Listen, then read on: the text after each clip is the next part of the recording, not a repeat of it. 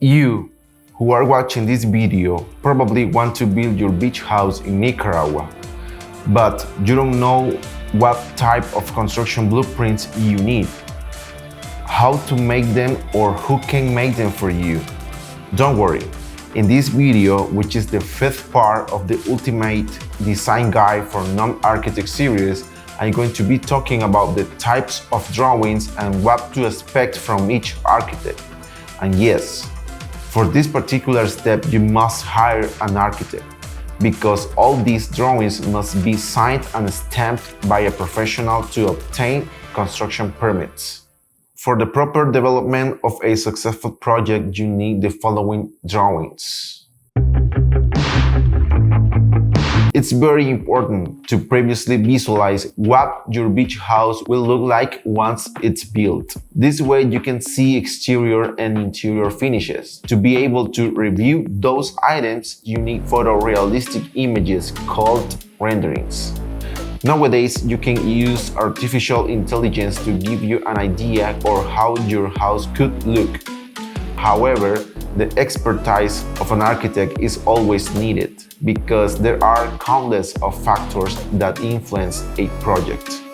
For this, architects use a special software where we can produce static images, 360 images, virtual tours, and cinematic videos to show you the final appearance of your house. Having previously done a study of colors and textures, the minimum that an architect should give you are 2D static images, interior and exterior.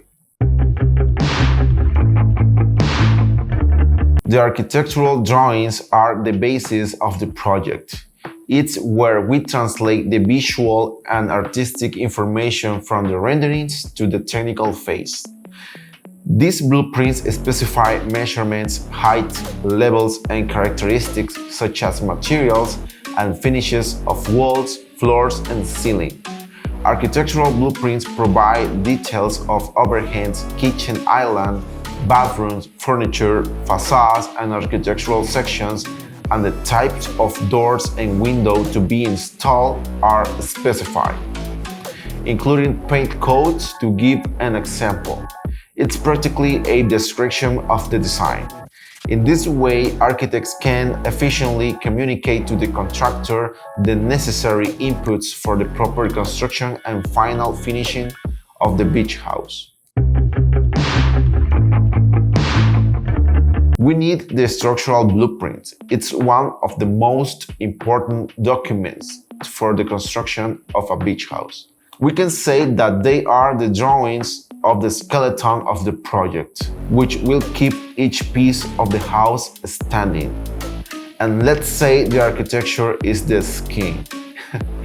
Here we use the structural engineer to calculate the sizes and locations of each element, such as beams, columns, and foundations. Diagrams and special details are made depending on the type of structure being used. Without these drawings, we cannot obtain construction permits from the mayor's office of San Juan del Sur or any other place in Nicaragua.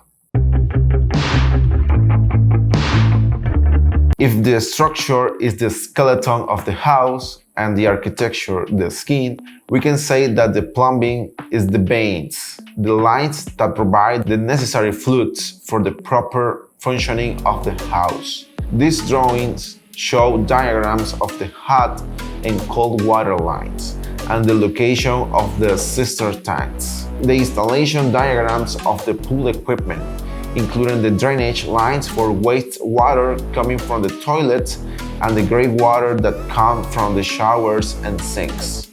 The hydraulic engineer calculates the size of the septic system tanks and places them at a strategic point within the lot. Finally, it's also important to add the propane gas lines and the location of the tanks. Please place them in an open space to avoid fatal accidents. These blueprints basically represent how you provide lighting and power to the house.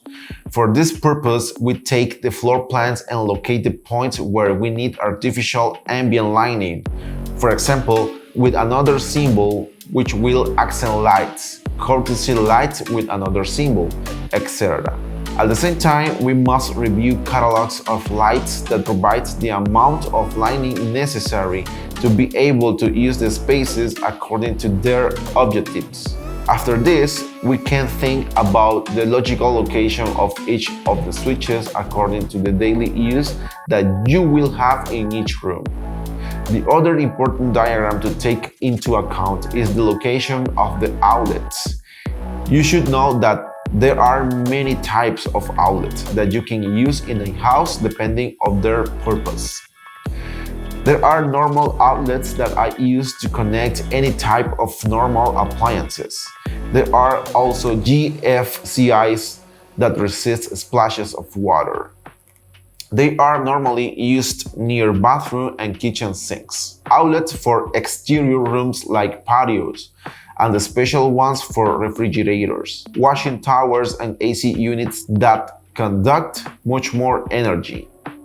Other elements that can be indicated on the electrical drawings are the location of the AC and condensing units. You need to put them strategically. Once we have the quantity of these elements duly identified, the architect with his electrical design team calculates the loads to be able to size the number of solar panels that we need. This is the structure you need to achieve for a complete description of your project for construction. You can do some of those items as an idea, but every project needs calculations by a professional. However, it's very important to know the process. I want to share with you a structured guide about construction drawings. Please follow the link below in the description. Each item needs a video, I know. What type of drawings did you like the most? Let's talk about in the comments section below. If this information was interesting for you, please thumbs up and subscribe. I'm gonna be creating more content like this for you. See you in the next video. Thanks.